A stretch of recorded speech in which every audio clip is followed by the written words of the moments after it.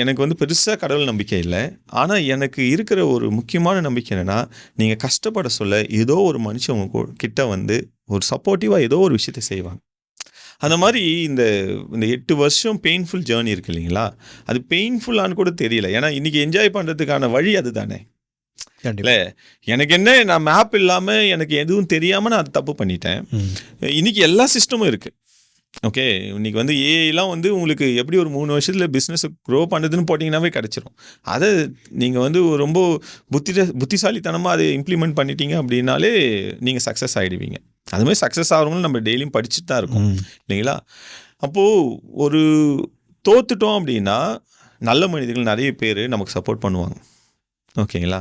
அது ஒவ்வொரு காலகட்டத்தில ஒவ்வொருத்தர் வந்து நமக்கு சப்போர்ட்டிவா வந்தாங்க. இப்போ நான் பார்த்த விஷயம் வந்து, நம்ம தோற்கறதுக்கு பயப்படக்கூடாது. ஓகே. உலகத்தில வந்து வாய்ப்புகள் நெறைய இருக்கு. நீங்க ஒரு வாய்ப்ப ட்ரை பண்றீங்க. அந்த வாய்ப்பு கிடைக்கல. அடுத்த வாய்ப்பு கிடைக்க போது. ஸோ அப்படிதான் வந்து நல்ல மனிதர்கள் நெறைய வாய்ப்பு குடுத்தாங்க. நானு முழுசா தோத்துட்டு இருக்க சொல்ல கூட வந்து, அடுத்த வருஷமே வந்து ஒரு ஒரு பெரிய ஜவுளி கடை ஓனர் வந்து அவரோட சேர்ந்து ஒரு ஜாயின்ட் வென்ச்சர் ஆரம்பிச்சோம். ஓகே. அவர் வந்து தமிழ் நான் வந்து நீ ஜெயிச்சிருந்தா கூட நான் கூப்பிட்டு இத பண்ணியிருக்க மாட்டேன். நீ தோத்ததுனால நீ ஜெயிச்சிருவேன்னு எனக்கு தெரியும். அதனால நான் வந்து இத ஸ்டார்ட் பண்றேன். அப்படின்ற மாரி ஒரு வார்த்தைய சொன்னாரு. அதனால நம்மகிட்ட பணம் இல்லன்னு கவலைப்பட தேவையில்ல. அடுத்து என்ன பண்ணணும்னு யோசிக்கணும். அத யோசிச்சீங்கன்னாவே எல்லாமே சால்வ் ஆயிடும்.